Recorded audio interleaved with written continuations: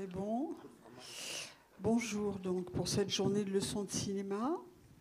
Nous sommes heureux de recevoir Martin Weller, le musicien, compositeur de musique, comme vous le savez, fiction, documentaire, avec une longue expérience, qui donc est notre invité, que nous remercions. Et puis Julien Farinck, qui va être l'animateur de cette journée, qui est programmateur à la Cinémathèque du documentaire, Centre Georges Pompidou. Vous êtes aussi l'auteur d'un certain nombre d'articles divers. Voilà. Alors, je rappelle le déroulement de la journée. Donc, on a quelques étudiants en retard, mais on les fera rentrer par an. On commence là et on finit à 12h30. Je précise bien, c'est pas midi, c'est 12h30. OK ? Il y a un long métrage en plein milieu de la matinée. Ensuite, on reprend 14h, 17h. Et là, on travaillera avec des extraits, beaucoup d'extraits de films. Voilà, je vous souhaite une bonne journée et à bientôt.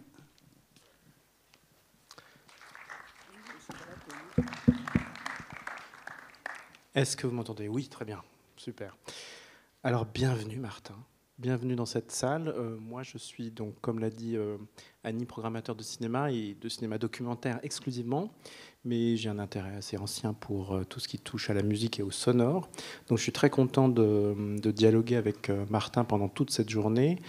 On a à la fois beaucoup de temps et très peu de temps, puisque finalement, on veut vous montrer beaucoup d'images pour que cette journée ne soit pas théorique, mais qu'on parle vraiment à partir des expériences à l'image et au son qu'a mené Martin Weller.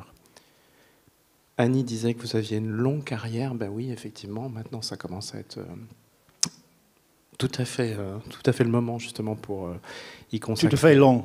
Et consacrer toute une journée. Voilà. Donc simplement, peut-être pour vous situer aux yeux du public qui ne vous connaît pas forcément, et c'est tout l'intérêt de cette journée, c'est justement de mettre en lumière la musique et le son qui accompagne les films, parce que c'est quelque chose qu'on n'écoute pas, qu'on perçoit, mais qu'on n'écoute sans doute pas autant qu'on devrait quand on regarde un film. Et c'est aussi pour moi un exercice d'écoute en fait qu'on va vous proposer tout au long de cette journée. Donc Martin Weller, vous êtes né à Londres le 16 avril 1956, mais vous avez grandi à Perth, peut-être une ville d'Australie occidentale qu'on connaît mal, il faut le dire, ici en France. Et vous êtes ensuite installé dans plusieurs villes, Londres, New York, on va y revenir, pour enfin vous fixer à Paris. Donc vous faites le métier de musique de film en composant et souvent en interprétant la musique pour plus de 90 films, c'est le total que j'ai essayé d'approcher, et ce depuis 1992. Vous avez démarré avec du cinéma documentaire, je vais citer 2 titres. Goulili, dis-moi ma sœur, de Gisèle Krishner, c'était pour Iskra, et puis L'arbre dans la ville, de Laurence Petit-Jouvet, et c'était la même année, donc en 92.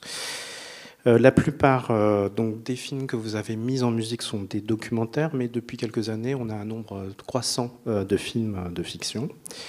Ça a un petit peu commencé peut-être avec Les Revenants de Robin Campillo, c'était en 2004. Ensuite, Non. Disons que c'est la grosse. Je te laisse continuer de dire des conneries ou Non, vas-y, tu peux m'interrompre quand tu veux. Non, mais j'ai fait des fictions bien avant ça. J'ai commencé à travailler avec Solveig, Hans Pax au liqueur et des choses comme ça. Mais bon, je te laisse. Ça, je voulais en parler justement après. C'est pour ça que je parle un petit peu des blockbusters peut-être. Ah, oui. Robin Campillo, donc en 2004 avec Les Revenants, c'est le film qui a inspiré la série que vous avez peut-être vue. Ça brûle de Claire Simon en 2006. Je suis un soldat de Laurent Larivière en 2015, Le Grand Homme de Sarah Léonore en 2014, et plus récemment, par exemple, La Fille de Brest en 2016, le film d'Emmanuel Berco. En 2014, vous êtes récompensé du César de la meilleure musique originale pour le film d'Arnaud Despaillères de Michael Colas, que vous avez pu voir là, tout récemment à Clermont-Ferrand. Un prix qui vient couronner donc une collaboration très longue et toujours en cours avec ce cinéaste. On aura l'occasion d'y revenir notamment cet après-midi. Donc une collaboration qui se poursuit jusqu'au dernier film qui est annoncé pour 2023, qui est une adaptation qui s'intitulera Le Bal des Folles. Il y a déjà eu un film qui s'appelle Le Bal des Folles, mais c'est pas celui-là. L'autre grande collaboration, on vient juste de l'évoquer, évidemment, c'est Solveig Hans Pack, puisque vous avez mis en musique l'intégralité de ces 28 documentaires et fictions, si mes comptes sont bons, jusqu'à sa disparition prématurée en 2015. Donc le but de cette journée, c'est d'entendre Martin Wheeler parler de son expérience, évidemment, mais aussi d'aborder un petit peu toutes les relations que peut avoir un compositeur, on va revenir sur ce terme, en tous les cas, quelqu'un qui fait de la musique pour les films, avec tous les métiers qui sont concernés. Évidemment, j'ai déjà évoqué les cinéastes, mais on peut parler de conseiller musical, monteur son, mixeur, musicien, technicien du son, superviseur musical, etc. Donc l'idée, c'est, j'espère, en revenant chez vous tout à l'heure, en fin de journée, que vous aurez une meilleure idée d'à quoi sert en fait la musique au cinéma, et singulièrement pour le cinéma documentaire, et surtout la manière dont Martin Wheeler, cette manière très, très spéciale qui lui est propre de travailler non seulement avec l'image, mais aussi avec tous les autres sons du film. Ça, c'est une dimension importante et qu'il affectionne tout particulièrement. Et puis, j'espère qu'on aura le temps aussi de parler d'un petit peu de l'économie de cette création, qui vous est sans doute assez largement méconnue. Alors, on va donc essayer, je vais faire parler Martin Wheeler. Je vais simplement l'interroger sur sa vie, bien sûr. Et je pense que c'est assez important savoir comment il est devenu musicien. Est-ce que la musique venait de sa famille, de ses amis, de la radio, du cinéma? Qu'est-ce qu'il a accroché au départ avec la musique? Bon, déjà, merci pour être venu. Et rapidement, je dirais juste merci à Annie et les gens du festival pour m'avoir invité. C'est très bien. Et aussi pour dire, avant que je commence, que je n'ai pas trop l'habitude de faire ça. Et je n'ai pas dormi beaucoup, parce qu'en général, je travaille la nuit. Donc voilà, je vais être un peu long à démarrer. Mais après que je commence, vous ne pouvez pas m'arrêter. Mais oui, non, mais je me suis dit que j'étais un peu surpris pour le réveiller, parce que quand Annie m'appelait, c'est pas la première fois que je présente des films, j'ai fait ça, mais là, j'ai vu, leçons de cinéma. Ouf, moi, j'ai pas vraiment de leçons à donner. Et j'ai vu les gens qui avaient fait ça avant, et c'est pas n'importe qui. Il y a des gens comme Oli, comme Tavernier, comme Claire Simon, enfin, des gens qui ont l'habitude d'avoir une pensée un peu formulée, un peu plus formulée que la mienne, en tout cas. Qui des fois écrit, des fois c'est un peu théoricien, comment on dit, théoricien, c'est ça, alors que moi je suis un simple ménestrel, c'est ce qu'on dit, praticien. Voilà, enfin, je n'ai pas forcément des grandes théories, même si je peux partir dans les délais abstraits un petit peu, donc quand Annie m'appelait, je pensais peut-être qu'elle avait fait un faux numéro, un truc comme ça, parce que je me suis dit, mais pourquoi? Enfin, quand j'ai vu tous les autres gens, je me suis dit, oulala, voilà. Donc ça va être un peu différent de ça, là, parce que j'ai pas vraiment cette... j'ai pas, voilà, les choses bien pensées. En fait, je commence là et je termine quelque part d'autre. Vous n'êtes pas le Godard de la musique pour film. Et en plus... je dois dire que j'ai pas mal l'habitude voilà, comme j'ai dit, de présenter les films, mais en général, c'est avec le réalisateur. Donc, c'est vrai que j'ai travaillé avec Arnaud Dupalier pendant très longtemps, et on a présenté de nombreux films ensemble. Et j'ai aussi travaillé avec Solveig beaucoup, et même chose, on a présenté les films ensemble. Mais chaque fois, on avait une espèce de double act, où on avait le person sérieux qui avait une pensée bien pensée, comme ça, qui était Arnaud ou Solveig. Et puis moi, j'étais un peu le clown qui faisait rigoler la salle en contrepartie de les gens qui disaient les choses sérieuses. Donc malheureusement, vous aurez que le clown, mais je vais quand même essayer entre les clowneries, dire une ou deux choses qui sont un peu sérieuses, sinon ils ne vont pas me payer sûrement. Donc voilà. Donc la question était quoi? C'était comment j'ai fait, comment je fais. Je vais bouger un petit peu. C'est bon, hein, je peux bouger un petit peu. Parce que vu que j'ai un peu le track, je suis mieux un peu debout, comme ça je fais ça. C'est bon là? C'est bon? Ok, très bien. Donc, en fait, je suis venu à faire... non, je viens pas du tout d'une famille musicale, du tout. Mon père, il travaillait à l'usine et ma mère, elle travaillait à la maison, comme les familles faisaient souvent à l'époque. Et il avait 2 disques dans la maison. Ma mère, il avait un disque de la symphonie pastorale de Beethoven dans la version €1,99. Et mon père, il avait un disque de Herb Alpert and the Tijuana Brass Plays, je ne sais pas quel. Enfin bon, donc pour dire qu'il n'y avait pas une énorme culture musicale à la maison, ça serait le moins qu'on puisse dire. Et moi, ouais, comme, enfin, c'est pas très original au début, c'est comme beaucoup de gens, j'ai commencé un peu à jouer la guitare à ma manière. Et j'avais plein de copains et on a fait une espèce de groupe de rock débile. Et puis, la seule chose que je peux dire de particulier, c'était que alors que la plupart de mes copains qui jouaient la guitare, ils essaient de jouer un peu comme Hendrix ou Carlos Santana ou un truc comme ça, alors que moi, j'étais plutôt déjà à cet tendre âge, déjà en train de désaccorder la guitare et mettre des choses bizarres dans les... Excuse-moi, entre les cordes et faire une approche plutôt expérimentale, c'est un gros mot, mais... Et ouais, un peu... guitare préparée. Pardon? Guitare préparée. Guitare préparée, voilà, etc., etc. Donc, dès le début, enfin, je ne disais pas ça quand je le faisais, parce que je n'imaginais pas du tout devenir musicien, parce que j'avais aucune personne autour de moi qui était, et encore moins faire la musique de film. Mais assez jeune, je suis devenu, voilà, j'ai découvert le cinéma, un certain cinéma, et surtout, j'ai découvert énormément de musique, et j'ai commencé à écouter, en tant que fan, en tant que mélomane, des musiques, voilà, de musique du monde, des musiques électroacoustiques, plein de trucs, c'est comme ça. Excuse-moi, j'ai pas l'habitude de parler comme ça, donc je vais beaucoup boire. Malheureusement, j'ai rien à boire à part de l'eau gazeuse, mais peut-être dans l'après-midi, on va me laisser avoir un peu de vodka, mais bon. Oui, donc, mais non, je vais essayer d'être un peu sérieux. Non, mais voilà, donc, voilà, j'ai fait un peu un groupe de rock, et puis après, je suis allé à Londres et j'ai commencé à fréquenter des gens de musique improvisée. Mais ces gens-là étaient pour la plupart un peu des virtuoses, alors que moi, je n'étais pas du tout. Donc, j'ai fait un peu de musique improvisée, mais rien de particulièrement, comment on dit, concluant. Et puis, mais j'écoutais énormément de musique. J'allais à, je sais pas, là, j'allais à voir 10 films par semaine et 10 concerts par semaine. Bon, c'était une bonne école dans ce sens. Et puis, je suis allé à New York, et c'est là où... voilà, j'ai rencontré une bande de musiciens qui étaient tous un peu comme moi. Ça veut dire qu'ils aimaient, ils n'étaient pas des musiciens de jazz ou du rock, ils aimaient plein de musiques différentes. Et donc, on a formé une espèce d'ensemble un peu bizarre qui s'appelle Pleasure, qui n'a pas fait des disques, mais qu'on a fait pas mal de concerts dans les lieux que tu m'as dit et mythiques, des fois, même pour les gens ici, comme CBGB's et The Kitchen, et bon, bref. Donc, j'ai commencé à jouer de musique un peu...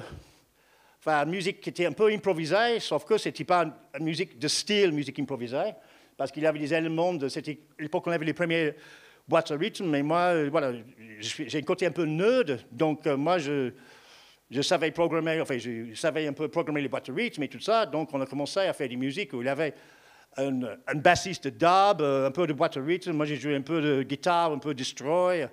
On avait un peu, bon, c'était un peu un bordel improvisé, mais stylistiquement divers, on va dire ça. Et puis, voilà, très bien. Et ça faisait un peu comme ça. On avait un peu un rythme, et puis ça arrêtait, et puis il y avait un truc un peu comme ça. Et c'est très participatif, c'est très bien. Voilà. Oui. Et donc, c'était à New York où j'ai commencé à dire, OK, enfin, j'avais déjà vu certains films, qu'on s'en doute en parler plus tard, qui m'a dit, bah, peut-être que c'est possible que moi, qui ne vient pas du conservatoire, qui ne sait pas vraiment lire la musique et encore moins l'écrire, et qui a certes pas mal de compétences, c'est-à-dire je sais jouer beaucoup d'instruments très très mal, et j'ai des compétences naissantes à cette époque avec l'informatique et toutes les choses qui nous permettent de travailler à partir des choses qu'on a fait pas très bien. Que possiblement qu'il avait la possibilité de faire, bon, je ne pensais pas vraiment du cinéma, mais voilà, faire de la musique pour, je pensais que je fais 2-3 spectacles, des trucs comme ça, voilà. Et puis, quand je prends encore une petite, parce que c'est un peu long mon truc, je sais, voilà. Si c'est trop long, vous me dites, arrêtez de nous faire chier avec ça, dites quelque chose de plus précis, ce n'est pas grave. Je vais m'en occuper. Donc après, je suis venu à Paris. Et j'ai rencontré des gens qui sautaient des écoles de cinéma, le FEMIS et autres. Et surtout, j'ai rencontré Solveig Ansbach, et quelques autres, mais Solveig est très important pour moi.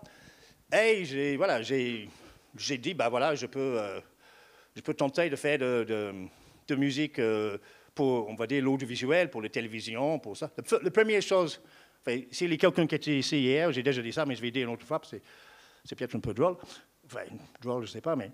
Donc, la première chose que j'ai fait quand je suis arrivé en France, avec genre un ordinateur complètement pourri qui ne faisait pas grand-chose, et un échantillonneur et 2-3 autres trucs, c'était une musique pour une pub, pour un parfum de Alain Delon. Donc, donc j'arrivais avec mes trucs que j'ai achetés à New York, comme ça, et j'ai installé dans un tout petit appartement, et voilà, j'ai fait la musique pour Iquitos, parfum d'homme d'Alain Delon. Après, j'ai travaillé avec Solveig, et puis ça a commencé, des gens aimaient ce que je vivais à faire avec mes bricoles, et puis après, comme beaucoup de choses, il y a une chose qui mène à une autre, et puis j'ai pu acheter un peu de matos et commencer à comprendre qu'est-ce que c'était ce métier, parce que c'est ça le plus important. Et voilà, à partir de là, ça va comme ça, et up and down and all around. D'accord, donc on peut dire que vous êtes un autodidacte. En fait, vous êtes passé Je suis autodidacte. De l'écoute à la pratique de la musique, mais de manière un petit peu fluide. J'allais dire accidentelle, mais plutôt, je préfère dire fluide, c'est préférable. Et donc ça s'est fait quand même dès l'Australie. Vous avez commencé à jouer de la guitare, mais aussi vous avez découvert la lutherie électronique, on va l'appeler comme ça. Oui, en fait, disons que... j'étais toujours... ça m'intéressait toujours d'avoir n'importe quelle chose que j'avais sous la main, d'essayer de faire du son, de la musique, je n'en sais rien, mais du son avec. Donc c'est vrai... non, mais je sais de quoi. Oui, enfin, c'est vrai que... Bon, il y avait des... Quand j'étais gosse, on avait des... il y a des amis qui, ses parents, ils avaient des systèmes d'effets assez sophistiqués avec à l'époque les reel-to-reel, comme ça. Des magnétophones à bande. Oui, les magnétophones à bande. Et donc, avec un copain, on a commencé à faire des expérimentations avec ça et on a un peu détruit la plupart des trucs de le quartier. Mais ça, je crois que c'est assez courant, non, ça, non. C'est ça qui en font. En Australie, peut-être. Mais c'est vrai que moi, enfin, si j'allais être un peu sérieux pour 5 secondes, oui, moi, c'était toujours la musique qui vient du son. J'étais jamais, mais maintenant, je vais composer un truc, et après, je vais trouver des musiciens pour le jouer, ou comme ça. C'était toujours, là, il y a quelque chose, mais ça fait quoi? Ça fait ça. Oups. Et puis vient la composition, il vient de la matière sonore et la manipulation du matière sonore. Et la matière sonore, ça peut être une guitare, ça peut être un saxophone, ça peut être de bande, ça peut être un micro dans un verre que je n'ai pas mis là-dedans, ne vous inquiétez pas. Comme ça peut être des outils informatiques extrêmement sophistiqués et tout ça. Mais c'est toujours, je vais jouer avec ce truc-là, je vais bricoler un truc, oui, ça c'est pas mal, ça c'est moins bien. Et la musique qui vient de là, c'est la composition, pas l'improvisation, à partir d'une pratique. Et pas, je suis compositeur et maintenant, voilà. C'est ça, vous ne répondez pas au stéréotype du grand compositeur de films installé qui... C'est pas l'histoire de grand, pas grand, je suis très grand, mais je suis grand autrement. Disons de grand, parce qu'il gagne beaucoup d'argent. On va dire ça comme ça. Par exemple, Maurice Jarre, dans sa villa hollywoodienne, qui s'installe à son piano et qui dit, voilà comment j'ai composé le thème de... Mais j'ai le plus grand respect pour ces pratiques, mais c'est pas le mien. Voilà. Bien sûr. Donc non, je parlais de lutherie électronique parce qu'effectivement, en lisant une interview passionnante donnée avec une compositrice d'ailleurs, qui est enseignante au Conservatoire de Paris, Marie-Jeanne Serrero, on voit que vous avez traversé, je parlais de lutherie électronique, finalement l'évolution de l'informatique musicale qui est omniprésente maintenant dans la composition musicale et pas seulement pour le film. Tu veux que je parle de ça ? Ouais, un petit peu, même si c'est trop technique, on arrête. Non, parce qu'on m'a dit, si c'est trop technique, moi j'aime bien parler du technique, moi j'aime bien parler de plein de choses avec des noms très savants.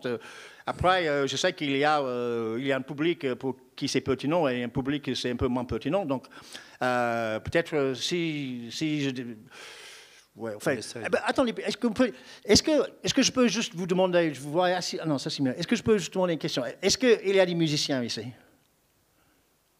Voilà. Voilà. bah voilà, donc il y a au moins... Voilà. Est-ce qu'il y a des musiciens qui utilisent des logiciels? Ça doit être quasiment tout le monde. Un peu moins, mais qu'est-ce que vous faites les autres? Non, c'est bien. Est-ce qu'il y a des gens qui ont déjà fait de la musique pour le cinéma, ou pour l'audiovisuel, pour le télé, ou pour le... Bah, très bien. Ok, très bien. Ces gens-là, bah, ils peuvent dormir un petit peu pendant qu'on fait... Est-ce qu'il y a des gens qui aimeraient bien faire ça? Est-ce qu'il y a des gens qui aimeraient bien faire un peu musicien d'une façon ou d'une autre? Si vous dites comment être musicien, si vous donnez quelques astuces pour devenir musicien malgré vous. Non, ok, très bien. Donc, oui, je vais essayer de répondre un peu à ça. Oui, c'est vrai, dans le sens que j'ai acheté, quand j'étais à New York, j'ai acheté, ça j'ai déjà dit, je sais qu'il y a 2-3 personnes qui étaient là hier, mais j'ai acheté un ordinateur qui s'appelait le Commodore 64, qui avait une mémoire de 64K, pas 64 Tera ou giga ou méga, mais 64K, ça veut dire, c'est un email à peu près, voilà. Qui peut faire évidemment que du MIDI. Et j'ai commencé avec ça, et c'est vrai que voilà, c'était la première chose abordable avec quoi on pouvait faire de la musique, on peut dire informatique. Et ça, c'était dans les années 80. Et c'est vrai que j'avais toujours, et qui m'a un peu, à mon avis, bien servi dans cette trajectoire. J'avais toujours ce côté un peu nerd, un peu, un peu futuriste même, peut-être. Ah oui, mais c'est un nouveau truc, qu'est-ce que ça peut faire et tout ça. Donc, j'ai commencé avec le Commodore 64, avec un logiciel qui s'appelle Dr. T's Keyboard Control Sequencer, qui faisait du MIDI de base. Puis j'ai passé par les Atari, comme tout le monde à l'époque, des premiers Mac, des premières choses où on pouvait vraiment manipuler le son, qui était Sound Tools, qui était le précurseur de Pro Tools. Et c'est là où, même si j'aime bien le MIDI et je l'utilise encore, c'est là où vraiment j'ai trouvé un peu mon truc. Mon truc étant, c'est pas mon seul truc, mais un truc qui est très important pour moi, c'est comme tu vas un peu dire, c'est la manipulation du son réel. C'est-à-dire qu'on n'est pas en train de composer avec le MIDI, on n'est pas en train de composer sur une partition qui va après être jouée par les musiciens. On est en train de prendre du son, ça peut être le son d'un instrument, ça peut même être une phrase musicale, ça peut être des bruits, ça peut être des choses qu'on enregistre dans le c'est souvent toutes ces choses-là en même temps d'ailleurs. Et puis, voilà, cette manipulation du son, qui peut être une manipulation très simple, comme du montage, comme le désaccordage, etc., ou des choses un peu plus complexes, comme du time stretching, et tout ça. Et ça peut être des choses un peu plus sophistiquées, comme le synthèse granulaire, qui est un peu mon gaga. Donc, voilà, là, je vais peut-être pas trop rentrer dans le synthèse granulaire, parce que c'est peut-être un peu... pas particulièrement enthousiasmant pour même certains gens qui font de la musique. Mais voilà, donc j'ai fait toutes ces choses-là, ce qui est un peu normal. Hein. Il n'y a rien de particulièrement exceptionnel dans cette chose-là, sauf que peut-être je suis allé assez loin dans le détournement des plugins. Enfin, moi, j'aime bien prendre quelque chose qui est censé faire une chose, et puis le taquer avec tellement de modulation qui commence à déconner et il fait quelque chose un peu différent que ce qu'il est fait pour, quoi. Bon, ça, c'est peut-être un peu abstrait pour les gens qui n'ont jamais fait l'informatique musicale.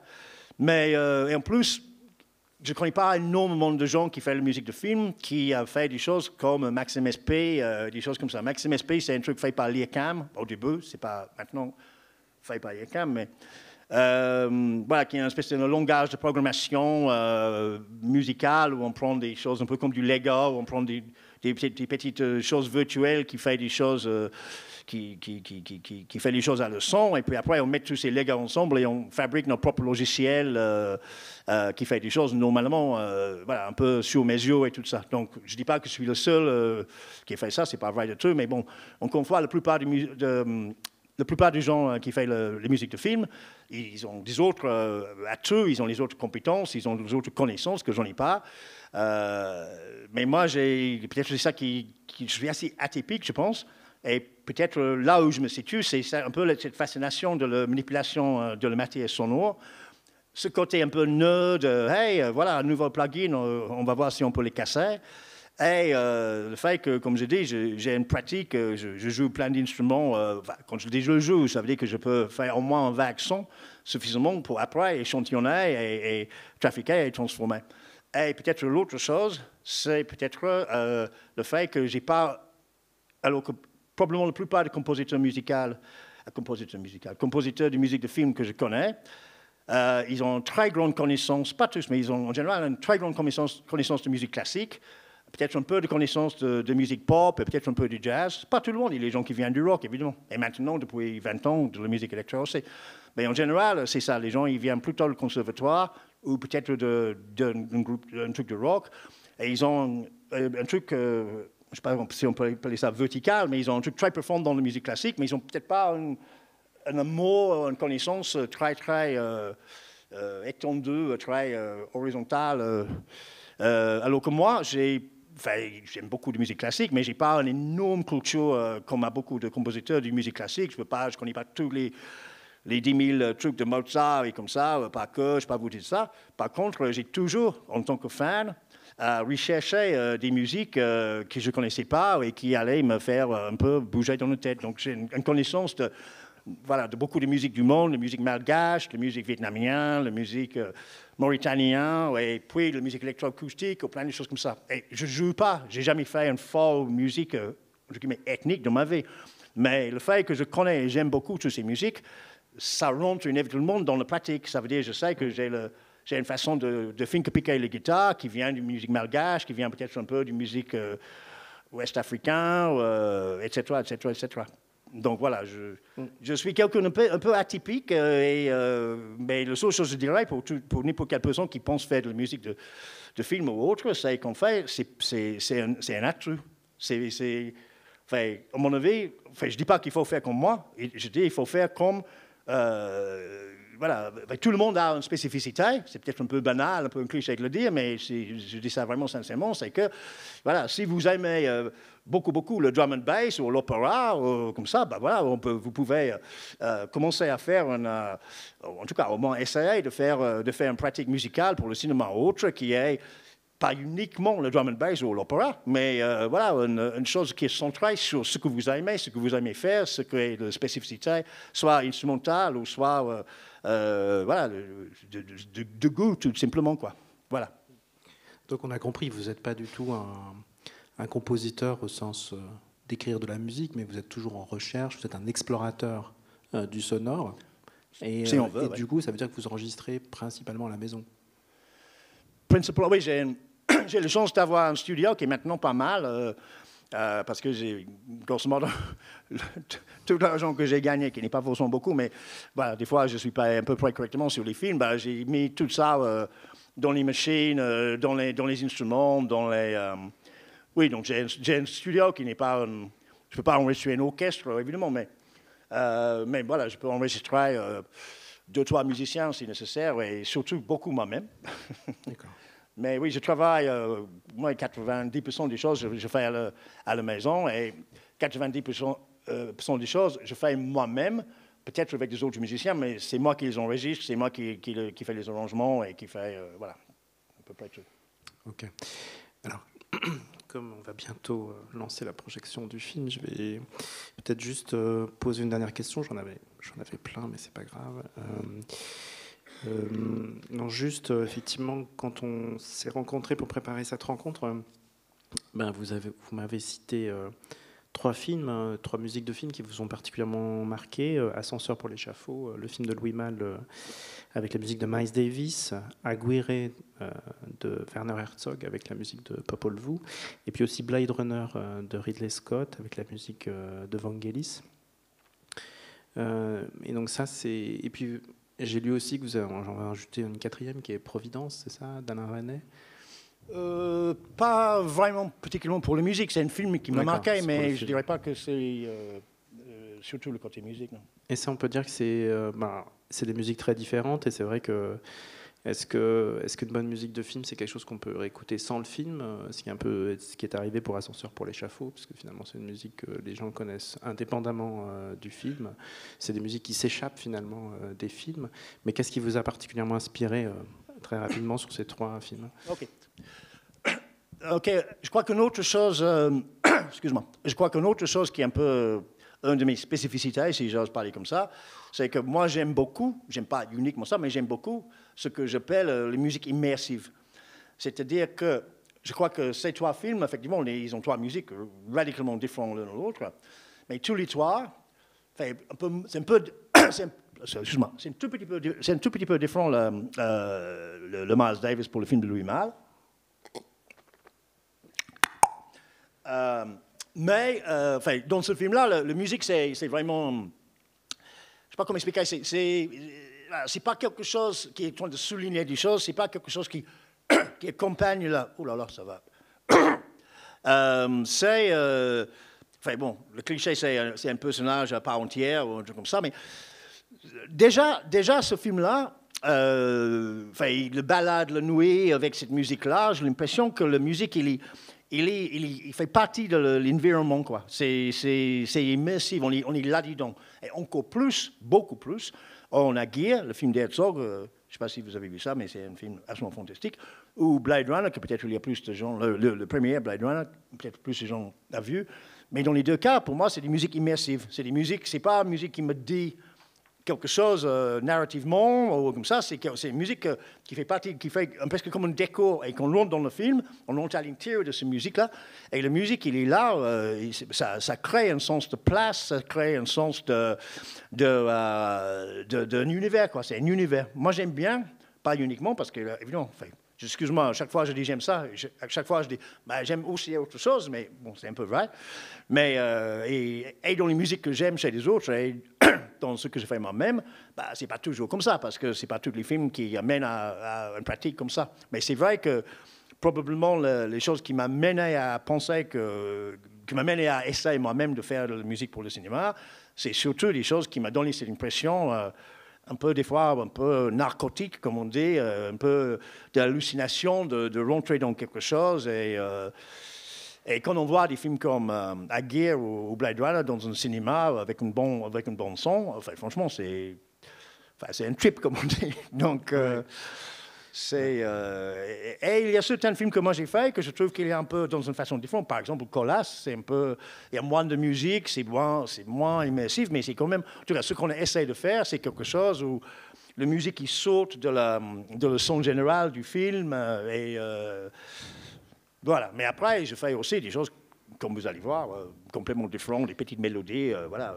C'est pas mais c'est vrai que moi je trouve que ça fait partie de la signature Wheeler, si on peut dire. C'est cette impression que finalement quand on lit votre nom au générique, on dit ah bah oui, enfin moi en tout cas ça m'est arrivé. C'est vraiment sympa. Non mais c'est vrai. Et j'ai dit ah bah oui effectivement c'est Martin Wheeler. Donc c'est pas forcément quelque chose qu'on écoute au sens d'une mélodie qu'on écouterait avec des images. Je fais des mélodies des fois aussi, monsieur. Bien sûr, je n'ai pas dit ça. Voilà. Alors, comme il est l'heure de regarder le film, donc là aussi, serez particulièrement attentif aux moments musicaux et ils sont tout à fait, ils ont une caractéristique immersive, effectivement. Donc Soy Libre de Laure Portier. Laure Portier, c'est une jeune cinéaste qui est passée notamment par l'INSAS à Bruxelles, qui est l'école de cinéma belge en section images. Elle avait réalisé un premier court-métrage auparavant qui avait reçu le prix du court-métrage au Festival Cinéma du Réel, c'était en 2019. Et là, c'est un film qui a une sortie salle, qui a beaucoup tourné en France, qu'elle a beaucoup accompagné. Je pense que vous l'avez accompagné d'ailleurs un petit peu tous les deux, au moins à Cannes. Je vous ai... À Cannes et puis à Montreux. Oui. Voilà. Montreux, c'est chez moi, donc c'est pas très compliqué. C'est ça, mais bon, ça fait quand même deux villes. Et donc, voilà, et c'est un film très personnel, très délicat, très violent aussi. Donc j'espère qu'on se retrouve après à l'issue de la projection et donc je poserai des questions évidemment à Martin et on aura l'occasion aussi de vous tendre le micro pour une ou deux questions, je l'espère. Donc je vous souhaite une très bonne projection. Merci. Donc on part là. Donc on a vu le deuxième film de Laure Portier. C'est un film relativement souple, avec un producteur, une petite équipe de production et aussi une petite équipe de réalisation. Donc la question c'était à quel moment, parce que c'est elle qui vous a contacté, à quel moment vous êtes rentrer dans le jeu?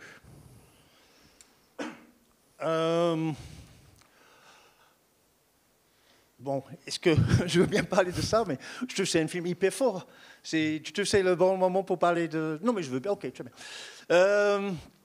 J'ai entré dans le jeu, voilà, elle m'a contacté, elle était... Enfin, elle a monté à Périphérie, qui est à Montreuil, moi j'habite à Montreuil. Je crois que c'était quand elle arrivait à Montreuil pour commencer le montage. Donc, j'ai entré dans, enfin, disons, j'ai vu les images d'un premier montage et puis ça allait relativement vite parce que le montage n'était pas, je ne me souviens plus exactement le durée, mais c'était assez rapide comme montage. Et c'était assez rapide. Bon, donc déjà, quand j'ai rentré là-dedans, on était déjà à le bout, quoi. Ce n'était pas très facile. C'est la première fois que je travaille avec Laure, qui est quelqu'un que j'aime vraiment beaucoup, beaucoup. Mais c'était la première fois et c'est un film assez particulier, évidemment très, très personnel pour elle. Donc, on n'a pas trouvé tout de suite et il y avait des moments où c'était un peu compliqué, mais on a passé ces moments-là. Je crois que tous les deux, voilà, en tout cas, moi, je suis très, très content d'avoir travaillé sur ce film que je trouve vraiment très fort. Oui, enfin, qu'est-ce que je peux dire? Enfin, bon, s'il y a quelque chose à dire sur ce film, je dirais que trouver la musique était pas particulièrement facile. On était tous les deux d'accord qu'il ne fallait pas avoir énormément de musique dans le film. Et puis moi, j'ai un peu proposé l'idée que c'était un seul instrument, ou au moins quelque chose qui semblait plus ou moins d'être un seul instrument. Pour des raisons que voilà, j'ai fait toute une théorie là-dessus. Voilà, il y a un personnage, c'est un film... etc., etc. Mais bon, c'était plutôt une intuition. Et comme souvent, on a une intuition et puis on essaie de le justifier avec toute une théorie qu'on fait et une pure fabrication pour justifier l'intuition. À un moment donné, il avait question d'avoir une voix. Et moi, j'ai dit que je pensais que un instrument qui est un peu dans le même registre qu'une voix. En tout cas, moi, j'ai proposé le violoncelle. Et on arrive à l'idée que ce serait bien d'avoir un violoncelle qui, des fois... il faut peut-être que je dise une chose, la musique de Vivaldi, elle avait déjà, et il avait question qu'elle garde ou que je fasse quelque chose d'autre à sa place. On a essayé des choses, ça c'était assez compliqué. Et puis on est arrivé tous les deux à la conclusion que si je faisais, j'allais pas faire du faux Vivaldi parce que quitte à avoir du faux Vivaldi, pourquoi pas avoir du vrai, c'est sans doute beaucoup mieux. Et on a essayé des choses un peu différentes, mais ça fait, c'est un exemple. C'est un rare exemple, peut-être bien, parce que je trouve que c'est pas mal qu'il y ait cette musique dans le film. Enfin, disons, je trouve pas, pour moi, c'est pas un problème, c'est pas un regret qu'on n'a pas remplacé. Mais c'est encore une chose qui arrive assez souvent, que quand on commence à monter avec des musiques dites temporaires, on a un peu du mal à les oublier. Et voilà, des fois, ça pose problème. Et après, on a dit, voilà, on n'est pas très content parce que quand on n'arrive pas à faire les choses qu'on veut faire. Et le réalisateur n'est pas content parce qu'il manque quelque chose. Là, on a essayé quelque chose. Et tous les deux, on trouvait que c'était mieux qu'elle garde le Vivaldi. Donc moi, je suis très content. J'ai aucun problème qu'il y ait du Vivaldi dans ce film. Et puis, moi, le truc que je trouvais qui a pris pas mal de temps, on allait très vite pour trouver cette histoire de violoncelle. Et l'idée d'avoir quelque chose qui était un peu, pas tous les jours, mais des fois un peu, qui avait quelque chose qui était un peu, entre guillemets, classique dans le forme et tout ça. Mais pour moi, parce que son frère, c'est un mec qui, voilà, enfin, bon, après, je ne sais pas si c'est les bons mots, mais il est un peu, c'est pas un mec très facile, ça c'est sûr. Il est un peu torturé, il est un peu, voilà, c'est un peu rugueux, un peu... Donc moi, j'ai voulu avoir quelque chose où on avait cet instrument qui est plutôt un instrument classique, où il y avait quelque chose, le forme était un peu classique, mais avec un son un peu rugueux, un peu, je ne vais pas dire destroy, mais oui, un peu par le violoncelle. Et donc, toutes les choses étaient de trouver le bon, que c'est suffisamment fracturé et un peu austère et un peu, voilà, enfin un peu... pas destroy, mais un peu, voilà, un peu ça, et pas trop, et comme ça. Donc, je me suis allé carrément dans le destroy, et puis, après maintes discussions, des fois assez longues, on est revenu un petit peu, et puis on est allé un peu plus loin là, et puis après, on a trouvé ça, et moi, j'aime assez bien, en fait. Voilà, je veux. Est-ce que le violoncelle est traité? C'est un mélange de... Il y a un tout petit peu de, entre guillemets, vrai violoncelle, joué par moi-même, mais honnêtement, il y a relativement peu. Et il y a des violons échantillonnés qui, certains, ça vient fait par quelqu'un que je connais, et des autres, c'est des sons pour library, comme on dit. Enfin, pour tout dire, c'est...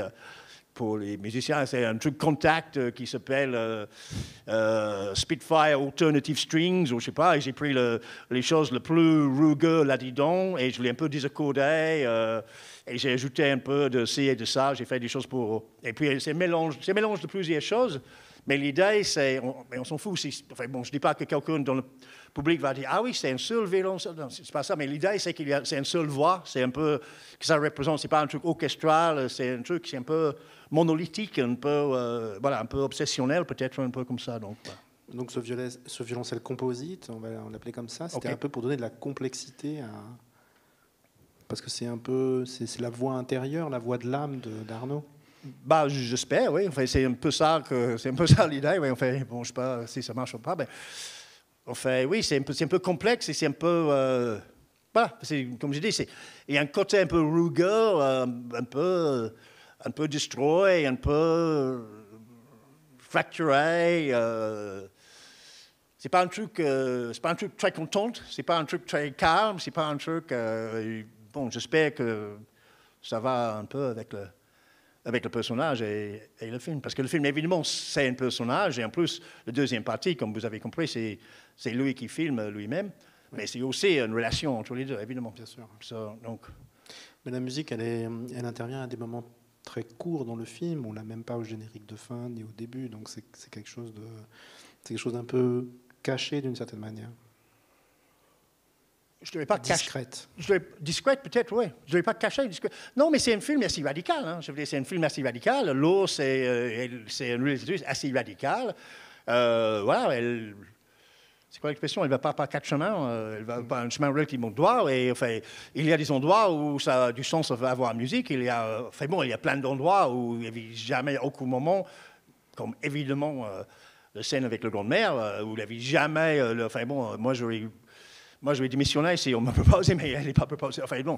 Non, mais il y a plein de choses où je trouve que ça serait presque obscène d'avoir de la musique, et je trouve qu'il y a les autres endroits où on aurait pu très bien l'avoir. Mais, par exemple, dans les scènes de casse, de tout ça, mais bon, c'est assez destroy comme ça, c'est assez excitant, enfin, dans une certaine forme d'excitation, comme chose. Je veux dire, d'ajouter quelque chose qui disait bon, enfin, bon, Donc voilà, enfin, la musique, voilà. Il y a des films où c'est mieux, il n'y a pas de musique. Il y a des films où c'est bien qu'il y ait de musique tout le temps. Il y a des films où c'est bien qu'il y ait de musique à des endroits précis. Et on était assez d'accord. Enfin, je crois qu'on était quand même complètement d'accord avec l'eau à ces endroits. Voilà. Enfin, oui, c'était une collaboration facile, du coup, assez fluide. Ce n'est pas facile du tout. Ce n'est pas facile du tout. Et je ne dis pas ça contre elle, parce que c'est filmé. L'eau... non, mais c'était des fois un peu tendu parce que c'était tellement personnel pour elle, quoi. Je veux dire, tu vois, moi j'ai des positions un peu particulières parce que normalement j'ai un peu la prétention de dire, pas que je sais, mais qu'au moins je sais un peu, j'ai fait un certain nombre de musiques et je peux dire, je pense ça là. Là, honnêtement, je ne m'autoriserai pas, le film est tellement personnel pour elle. Je veux dire, si elle veut du musique là, c'est pas moi qui va dire... Donc c'est difficile dans le sens que pour moi c'était clair que voilà, c'était elle qui était aux commandes, mais comme toujours, mais enfin plus que tout. C'était pas toujours facile de trouver parce que voilà, elle trouvait que c'était trop comme ça, et puis mais ça c'était un peu frustrant pour moi parce que ça passait du temps de faire les albums, mais je respecte ça complètement. C'est un truc de trouver la chose juste pour elle, pour son film qui est très important, mais aussi pour représenter cette relation qui est... Donc, c'est normal que c'était compliqué. C'est normal que c'était compliqué à un moment donné. Et ce n'est pas compliqué, les gens s'engueulent, on n'a jamais s'engueulé. On était juste...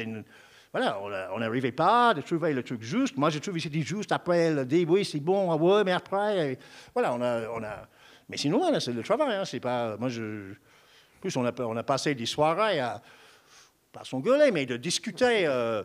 de ce qu'elle ne ferait pas faire avec une bonne petite bouteille et on peut parler plein d'autres choses aussi. Et c'est une personne délicieuse que je suis extrêmement content avoir rencontré. Et j'aimerais bien faire d'autres films avec elle. On va voir si ça arrive ou non. Mais...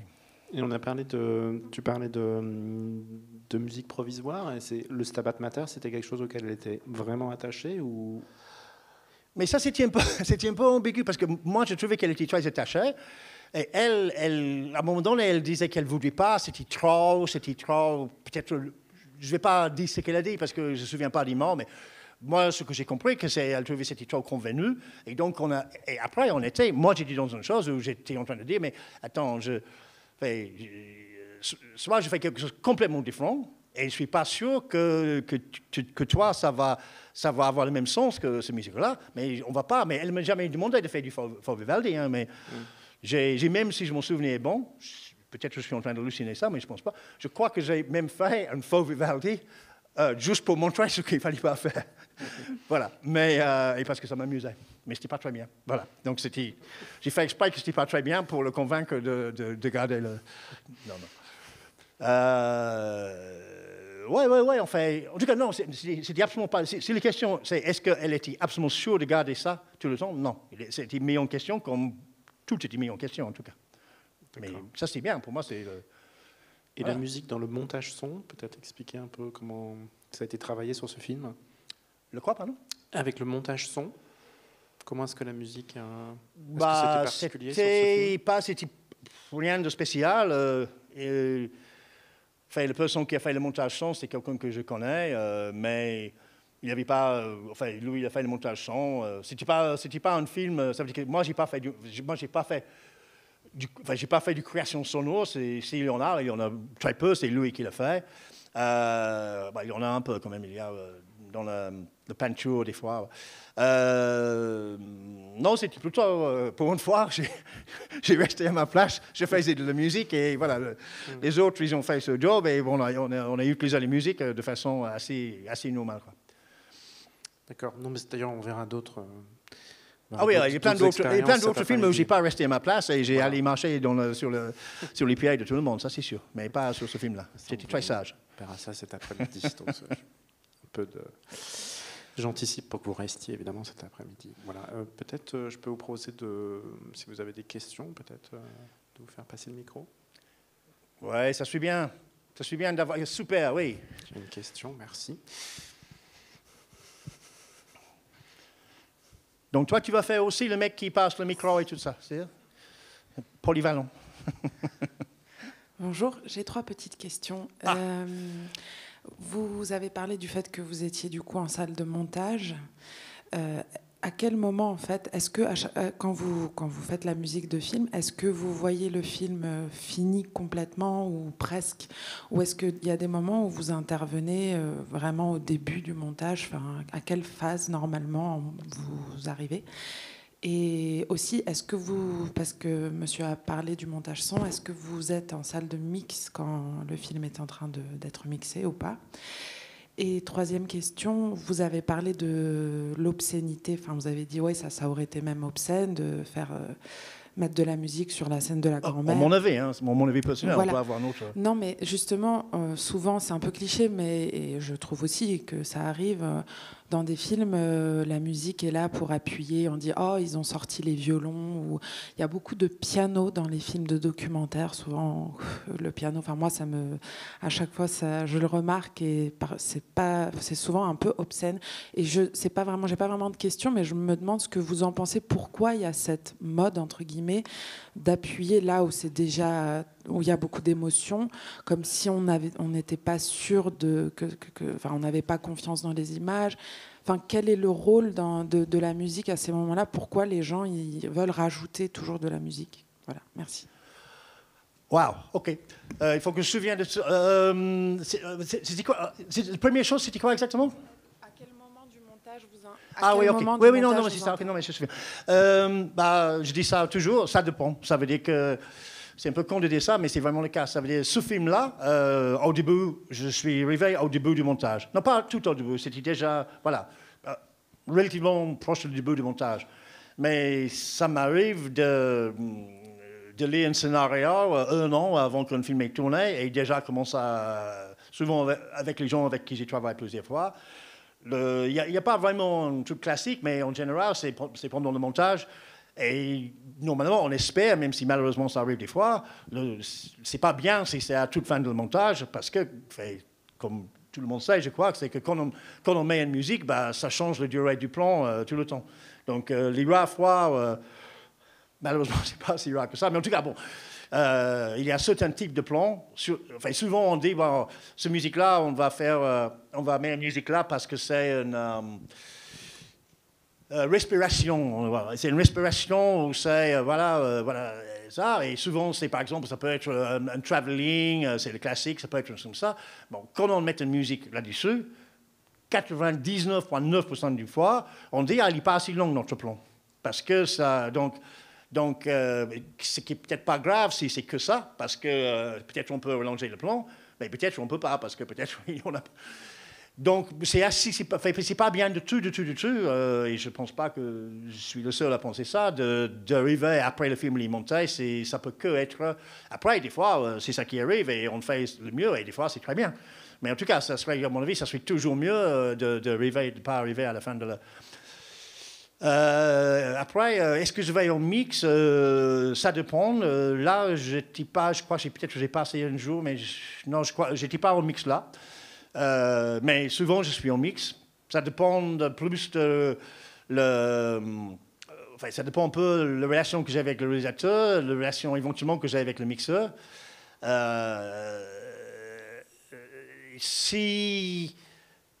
Sans être technique, après, s'ils ont demandé des stems, vous voyez qu'est-ce que c'est des stems? Les stems, c'est quand on fait un mix, et puis on fait des espèces de submix, des choses pour que, éventuellement, dans le mix final, on peut, c'est souvent parce qu'il y a une partie de la musique, il y a des fréquences qui vont être problématiques pour le voir, ou c'est pour la spatialisation, ou c'est parce qu'on a peur que j'ai mal mixé, ou ce qu'ils ont raison d'avoir peur d'ailleurs. Donc, des fois, on met le mix, et si ce mix, il est bien, très bien, et sinon, il y a les choses avec peut-être des instruments différents, etc. Bon, là, c'est un peu particulier parce qu'il n'y a pas vraiment... l'idée, c'est qu'il n'y a pas des instruments différents.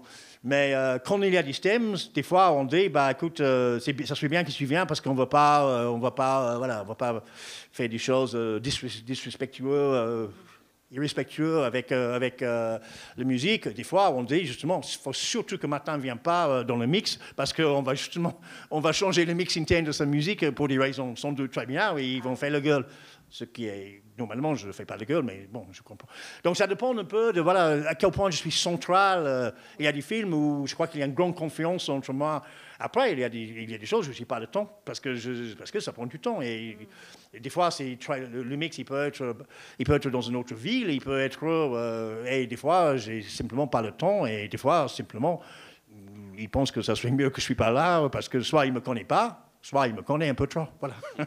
Oui, vous ne considérez pas que c'est une partie intégrante de votre travail d'être au mix jusqu'au bout Peu importe ce que moi je pense, c'est la tradition du cinéma, c'est pas forcément ça. Ouais, donc, c'est pas que c'est pas ça, mais c'est pas tout. Ça veut dire c'est pas que ce que moi j'ai dit, à mon avis, ça serait assez proche à ce que les autres ont dit. Moi, je connais des autres musiciens, des fois ils sont là, des fois ils sont pas là.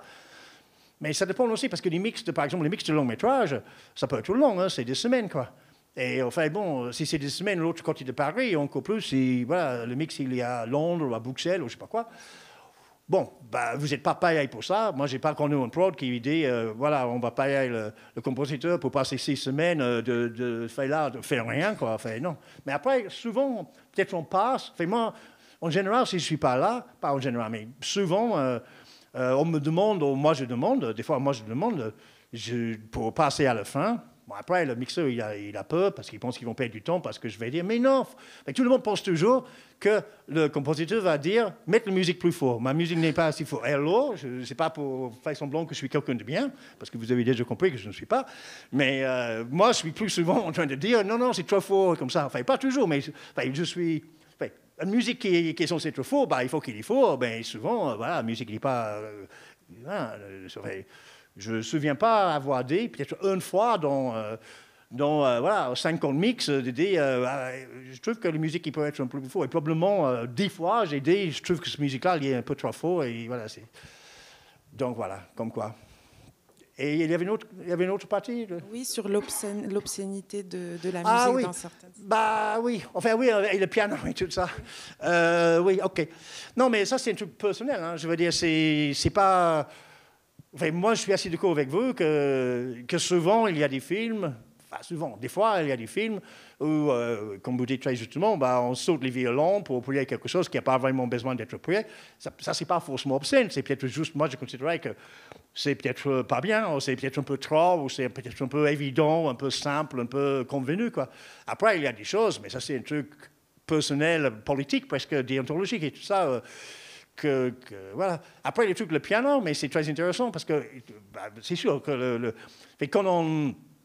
Et ça, je dirais que c'est le cas à la fois pour les réalisateurs, mais c'est aussi à la fois pour les musiciens.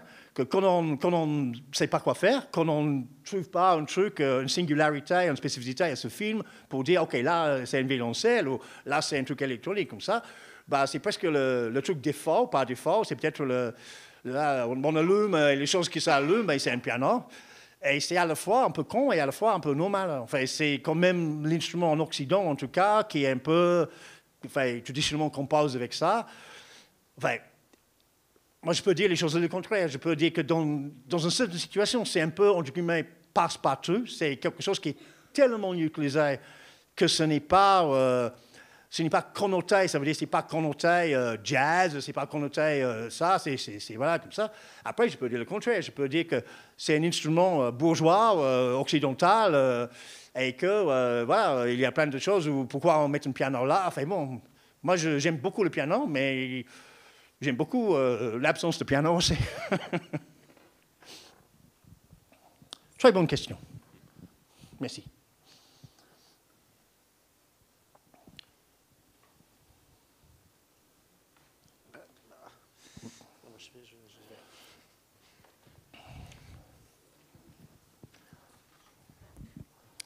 Bon alors, bonjour. Bonjour. Avant de poser ma question, en fait, je vais argumenter parce qu'elle va sûrement paraître un peu difficile, mais ça revient un peu à ce dont Madame parlait avant. Mais si on prend par exemple l'exemple de Blade Runner, c'est vrai qu'il y a des instruments qui sont très numériques, beaucoup de sound design, du mixage vraiment très très numérique, tout ça. Et j'ai pas d'exemple sous la main, mais c'est vrai qu'il y a des films où on a un choix d'instruments plutôt acoustiques, naturels, tout ça. Et ma question, du coup, c'est est-ce que vraiment, que ce soit des codes du cinéma ou que ce soit vraiment des choix purement artistiques, est-ce qu'il doit obligatoirement y avoir une corrélation entre le choix des instruments, le choix du mixage, tout ça, et ce qui se passe à l'écran? C'est dans le sens où si vraiment on est dans un cadre qui est... Blade Runner, c'est un bon exemple, hein, ils sont dans le futur, il y a beaucoup de technologie, tout ça, donc forcément, ils se sont orientés vers un choix de composition qui est très numérique. Mais est-ce qu'il doit forcément y avoir, justement, exactement, si on est dans un cadre qui est vraiment naturel, tout ça, est-ce qu'on doit obligatoirement avoir des instruments naturels, ou est-ce que parfois le contraste, justement, entre ce qui est entre guillemets naturel et numérique, puisque c'est arrivé quand même assez récemment, les ordi, tout ça. Est-ce que ça peut pas être intéressant de développer un peu cet aspect-là aussi de la composition, tout ça? Écoutez. Moi, je suis... Enfin, disons... Bon, ça, c'est une question de mort, une question de langage. Enfin, pour moi, Blade Runner, vous dites numérique. Les sons Blade Runner ne sont pas numériques, ils sont synthétiques, c'est sûr, mais ils sont synthétiques analogiques. C'est un peu avant c'est surtout c'est un Yamaha CS80 qui est une synthé analogique qui coûtait le pot de fesses, et Vangelis, on avait 8. Voilà, c'est un peu, dans le thème aujourd'hui, c'est à peu près $1 million de CS80, un à côté de l'autre, mais ce n'est pas du tout numérique. Et enfin, il n'y a rien de... Après, bon, je ne sais pas, c'était peut-être enregistré sur du bond numérique, mais à l'époque, non, mais c'est synthétique, ça c'est sûr, c'est un. Donc, les questions, il est valide, je comprends ça. Moi, je suis complètement d'accord. Ça veut dire qu'on n'est pas obligé d'avoir... et enfin, on ne le fait pas, quoi. On ne le fait pas toujours. Par exemple, là, on était en train de chercher tout à l'heure, on parlait d'Interstellar. Interstellar, c'est un film de science-fiction, c'est dans l'avenir, et si mon souvenir bon, c'est surtout de l'orgue. C'est de l'orgue de Chaillot, quoi, orgue d'église, voilà, et comme ça. Mixé d'une façon peut-être un peu moderne et comme ça, mais c'est... Non, je pense qu'effectivement, ça peut être la facilité de dire, OK, western, guitare sèche, et voilà, comme ça, ça. Et des fois, c'est bien, et des fois, c'est pas bien. Enfin bon, le contre-utilisation, ça peut être très, très bien, comme quelque chose qui joue avec des codes, mais peut-être à l'intérieur des codes, ça peut être bien aussi, quoi. Je veux dire, mais en tout cas, c'est sûr et certain qu'on n'est pas obligé d'avoir... dans un film en costume, avoir les instruments de l'époque, alors que des fois c'est bien. Par exemple, Colas, c'est ce qu'on a fait et je trouve que c'est très bien. Mais, enfin bon, je parlais de Dead Man l'autre jour, parce que c'est une des choses comme ça, mais Dead Man de Jarmusch, qui est un western, bah, il y a une guitare électrique. À l'époque, il n'avait pas une guitare électrique, mais c'est un des bons sons, je trouve, qui est vraiment bien, quoi. C'est Neil Young avec un truc déchirant comme ça, donc ça, c'est très bien. Ça, c'est intéressant parce que c'est une contre-utilisation dans un sens, mais c'est quand même une guitare. C'est pas une flûte. Et c'est pas un CS80. Et c'est pas un truc numérique. Voilà, c'est une guitare, mais c'est une guitare électrique saturée, qu'il n'y avait pas beaucoup de ça. Les cowboys et compagnie, bah, ils n'avaient pas des strats avec des fastbox, hein, que je sache. Oui, c'est une question esthétique, en fait. Bah, oui. C'est des choix. Non, mais c'est une bonne question. Oui, enfin...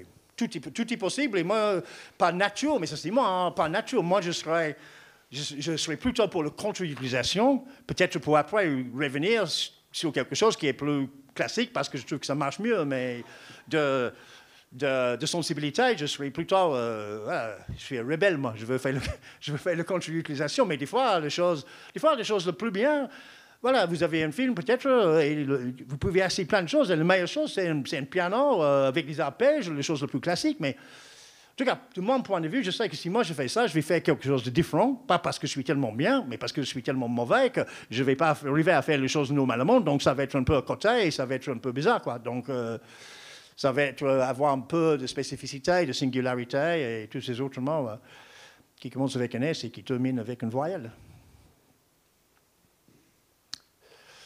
Peut-être. Oui, j'avais une question. J'ai un ami compositeur de musique qui me dit que depuis quelques années, il passe beaucoup de temps à devoir refaire des musiques que le réalisateur choisit en pré-montage.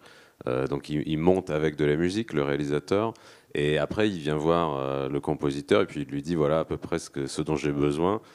Par contre, il va falloir que tu me fasses quelque chose qui ressemble à ça. Est-ce que ça vous arrive souvent, des choses comme ça? Ça ne m'arrive pas souvent, ouais. Et heureusement. Non, je trouve que c'est vraiment pas bien. Enfin, disons que des gens qui montent, ils montent pendant des mois avec une musique. Et pas simplement ils ont fait ça et ils ont tout ça dans la tête. Et donc, c'est vraiment dur pour eux à accepter quelque chose d'autre. En plus, ils demandent à quelqu'un de faire la même chose. À la limite, pourquoi utiliser ces musiques-là, quoi? Enfin, la réponse étant, évidemment, parce qu'on n'a pas l'argent, normalement, ou parce que c'est déjà utilisé 30 fois, et comme ça.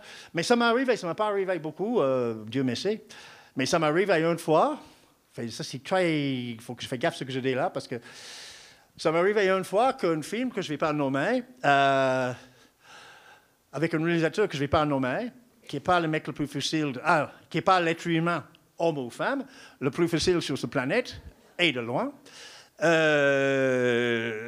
Il m'a demandé de faire... Voilà, il a monté pendant des années avec une musique. Toutes les musiques dans ce film étant prises d'un autre film très connu et étant très stylisées et assez singulières comme chose. Et puis, il a dit, oui, c'est bien de faire, un peu comme ça, c'est juste une indication et comme ça. Donc, OK, très bien. Donc, je fais des choses. En plus, il était, il va le reconnaître là, mais bon, c'est comme ça. Il était très, vous êtes super. Ah non, il ne faut pas que je fasse l'accent. Après. Bon, OK, il n'a pas d'accent, ce mec, du tout, voilà. Et surtout, non, je ne vais pas dire parce que je vais être... voilà. OK, donc, voilà, il m'a dit, voilà, oui, vous êtes tellement, voilà, ça va être comme ça. Il était vraiment, je crois que le mot c'est obséquieuse, c'est ça? OK, très bien. Et puis, je fais quelque chose très vaguement inspiré par là. Et tout d'un coup, c'est mais c'est quoi ça? Enfin, c'est pas ça. Vous n'avez rien compris. Et comme ça, je dis, ah bon, OK, bon, je fais un autre truc. Ah, mais on va jamais y arriver. C'est quoi ça? OK, je fais un autre truc. Bah, là, et puis, je fais quelque chose qui est, c'est pas du plagiat, mais disons que c'est le même instrument avec le même son, que je ne vais pas nommer le son, et dans la même gamme. Et c'est le plus proche de plagiat que j'ai jamais allé dans ma vie. Et là, c'est « Ah, mais c'est génial, vous êtes un génie, monsieur !» Voilà, comme ça. Et je dis « Mais on ne peut pas un peu revenir un tout petit peu ?»« Non, mais c'est parfait, ne touche plus rien !» Et comme ça, et honnêtement... C'était vraiment quoi, je veux dire, j'ai pas honte de la musique parce qu'honnêtement, c'est pas on met les deux musiques à côté, on va dire il y a les parentés, mais et si on écoute ma musique sans qu'on parle de l'autre, bah on va dire que c'est un truc, voilà comme ça. Mais franchement, c'était pas. Et là, je dis pas plein d'autres histoires que je veux bien, si on boit un coup après, dire aux caméras. Voilà, ne pas dire maintenant. Voilà. C'était pas très, voilà, c'était pas le moment le plus heureux de ma vie. Voilà, on va dire ça comme ça. Une autre question, sinon on va être obligé de faire quoi? Moi, je vais poser une question. Ah, OK. Ah, super. Parce que moi, je ne veux pas de tes questions. Je peux faire ces questions-là. OK, il y a une question au fond. Si, il y a une question. Ouais. Je veux bien savoir, selon vous, parce que j'ai été marqué par Aguirre ou la colère de Dieu, mais pas forcément moi pour la musique, dans mes souvenirs, pour son côté hallucinatoire. Et donc, j'aimerais savoir, pour vous, ce que la musique représente dans ce film, vraiment.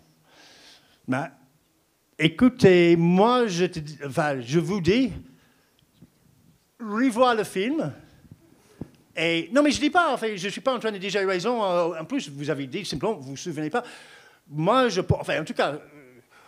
Je pense, bon, je pense pas qu'il y ait une version de ce film sans la musique qu'on peut avoir. On peut toujours mettre pas de son de tout, mais ça c'est.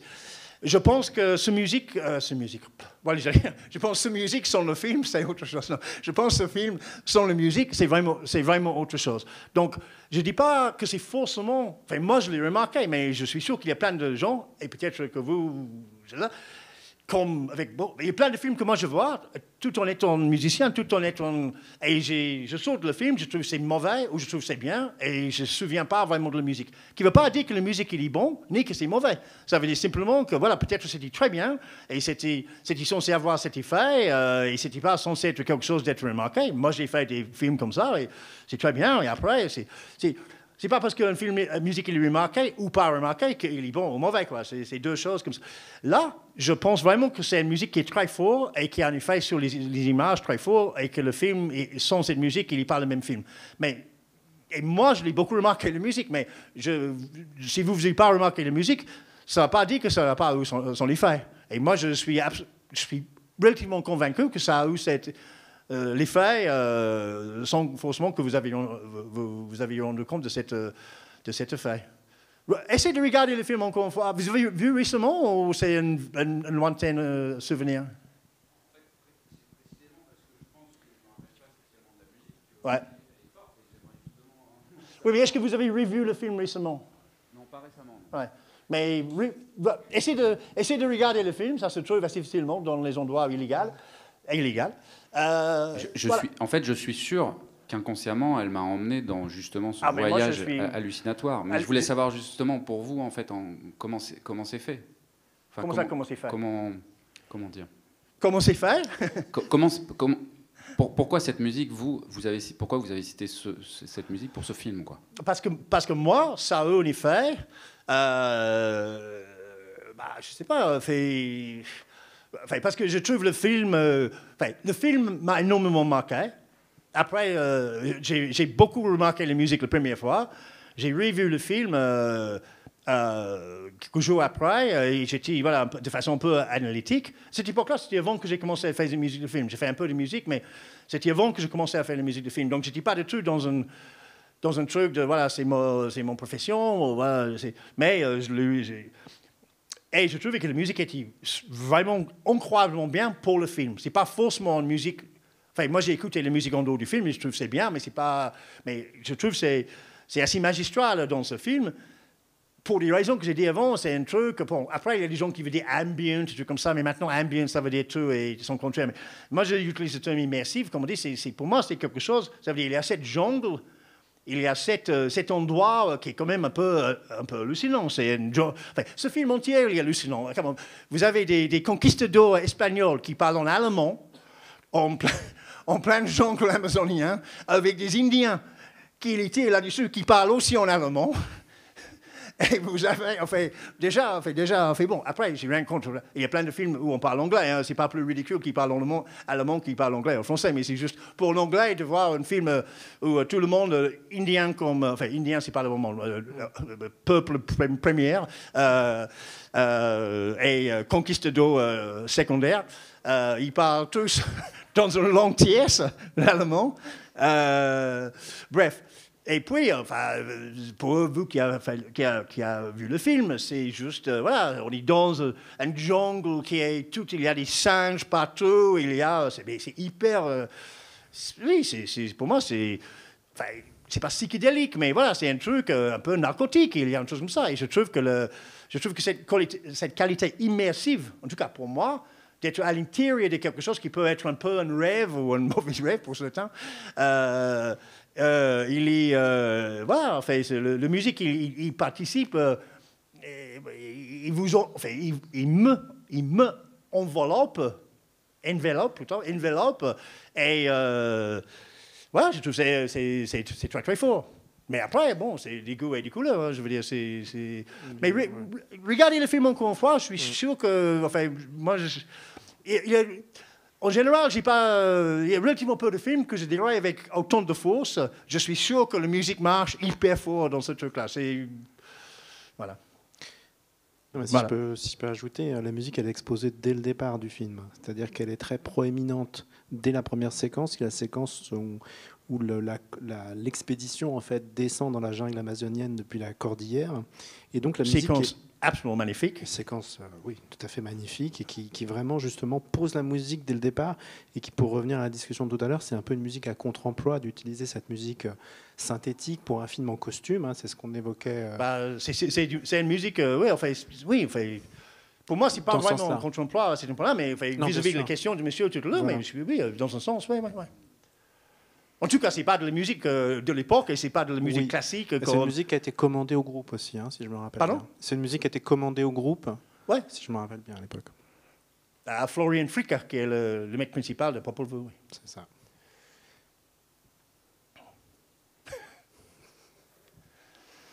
Bon.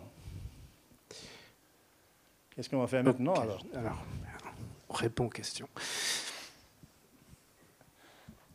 Oui, bonjour. Moi, ma question, en fait, elle concerne le rôle du compositeur.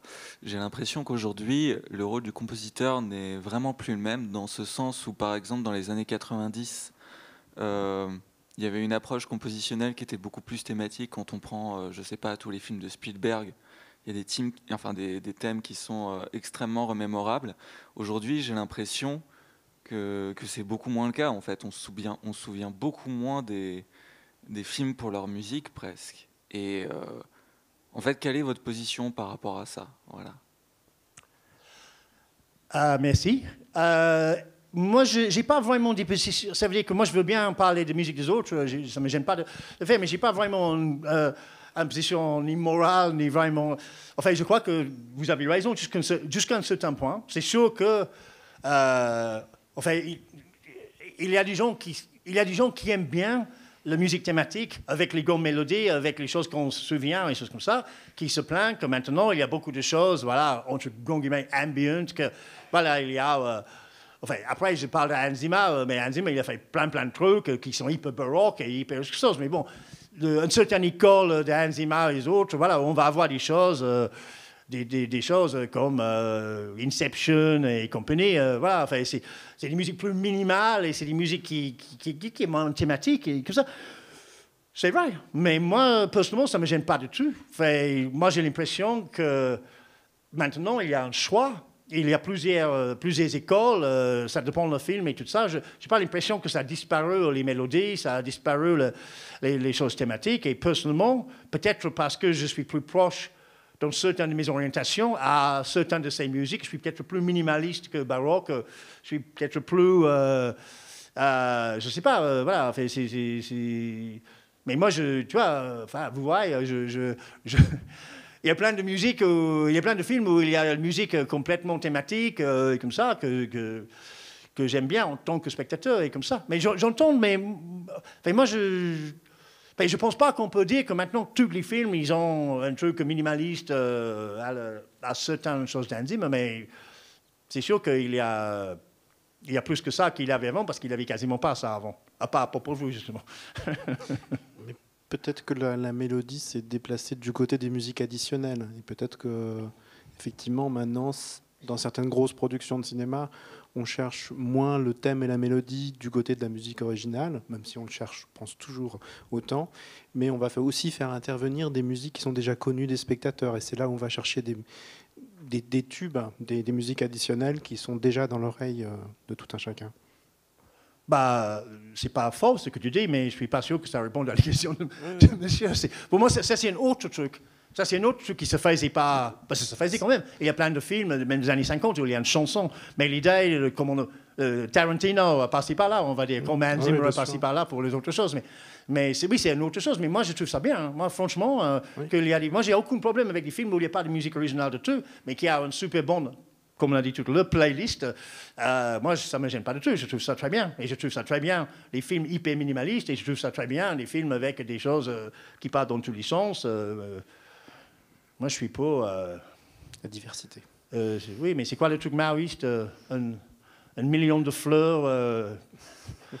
a thousand flowers bloom, ou je ne sais pas quoi. Moi, je suis très maoïste en termes de musique à l'image. Voilà. Okay. On a le temps de prendre une dernière question.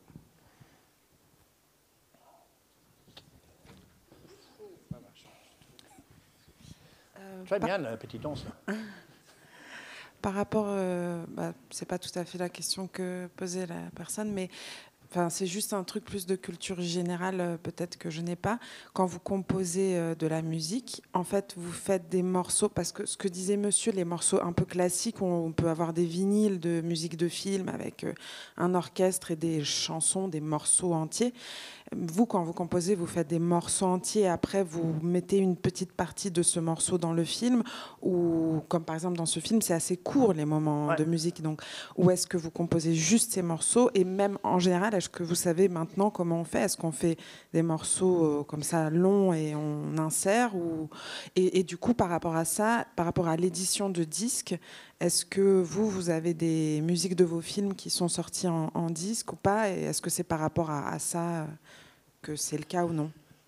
Il y a très peu de musique que j'ai fait qui est sortie sur disque. Il y en a quelques-unes. Il y a de Colas, justement, de Michael Colas. Il y a 3-4, il n'y a pas beaucoup.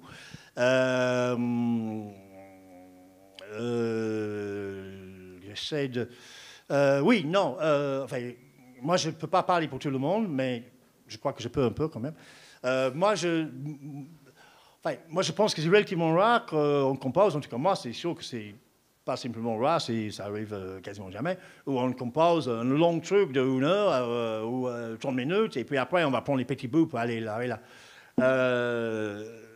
Moi, j'ai 2 pratiques. Un, c'est que je compose à l'image, comme le grand plupart du temps, pardon. Et là, voilà, si on a un truc qui dure 2 minutes, on va faire quelque chose qui dure 2 minutes. Après, on va peut-être faire quelque chose, on va dire, oui, mais ça peut continuer. Donc, on va faire un peu plus en pensant que peut-être le montage va changer, ou peut-être on peut réutiliser ça ailleurs, ou peut-être la deuxième partie peut être ailleurs pour répondre à la première partie, ou une chose comme ça. Et puis, il y a une autre pratique qui a commencé avec Arnaud Dupalier, mais maintenant, c'est avec certaines autres personnes aussi, où je compose beaucoup moins à l'image Et je fabrique des musiques un peu en pensant à le film en général. Et puis, c'est le réalisateur qui commence à le placer et des choses comme ça. Et là, j'ai tendance à faire les choses plus longues, mais ce n'est pas forcément dans le sens... Je pense que ce que vous parlez, c'est les choses où on a une chose un peu symphonique, où il y a un thème là et puis un autre thème là.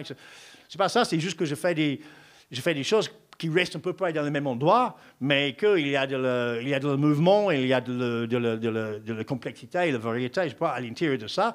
Mais c'est surtout que je ne sais pas combien de temps ça va durer dans le film, quoi. Donc peut-être il va user 1 minute et peut-être il va user... Donc normalement, souvent je fais des choses qui... Si on les écoute comme ça, bah, après un peu, on a un peu compris et ça tourne un peu en rond. Mais c'est fait, voilà, enfin, on n'écouterait jamais les choses entières, mais c'est peut-être on va faire quelque chose, parce que Despaliers, il fait ça assez souvent, où il y a une musique et puis il fait monter une autre musique très très lentement là-dessus. Peut-être on n'entend pas jusqu'à la deuxième minute ou un truc comme ça, mais il est toujours là, donc voilà. Mais je sais que c'est pas de ça que vous voulez vraiment parler, mais c'est ça... Voilà. Oui, mais c'est le dernier. Hein. Alors peut-être que mon collègue du haut puisse passer le micro. Non, dans le micro, c'est aussi pour l'enregistrement. Merci. Bonjour, du coup, je voulais savoir juste comment vous choisissez en fait les projets sur lesquels vous avez envie de travailler. Est-ce que vous avez besoin de voir des images avant pour être sûr, ou je sais pas en fait.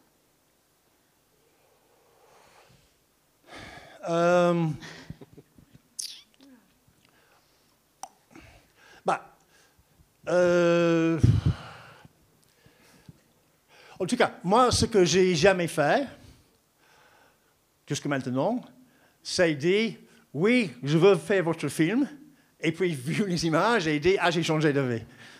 Ça j'ai pas fait, et si jamais j'étais obligé de faire un jour, je serais assez mal. Donc, non, en général, les gens disent, soit c'est avant, enfin, ça m'arrive de dire oui et que les images ne sont pas encore tournées, donc déjà, les questions ne se posent pas là.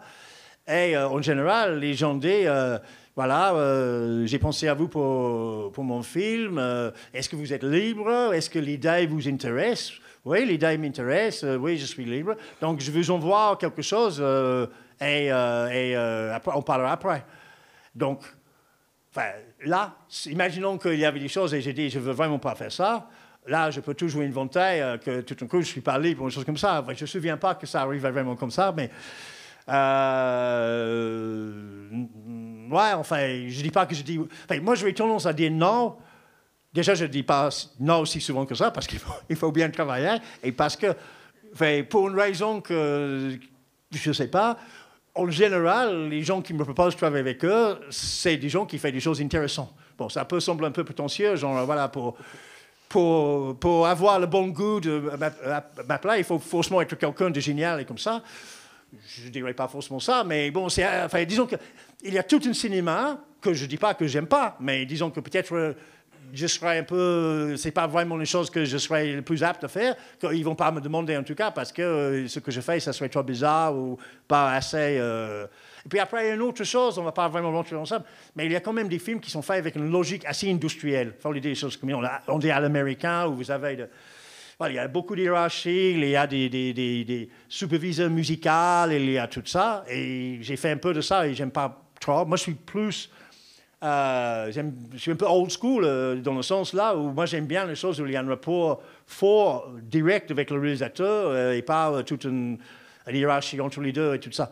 Et donc ces films-là, qui sont souvent des films à gros budget, où il y a 10 000 trucs comme ça, bon, en général, ils ne m'appellent pas. Et bon, ça serait bien qu'ils m'appellent 1 ou 2 fois pour que je puisse gagner un peu d'argent. Mais en général, enfin, esthétiquement, en tout cas, je suis beaucoup plus heureux d'être dans un autre cinéma qui est peut-être un peu plus AISA, un peu avec des budgets un peu moins élevés, mais avec une façon de le fabriquer un peu plus artisanale, c'est un peu exagéré, mais disons un peu moins industriel, je vais le dire. Voilà. Ok, ben on va s'arrêter là pour la pause. Je m'entends plus bien. Et donc, ben, on vous donne rendez-vous à 14h précise.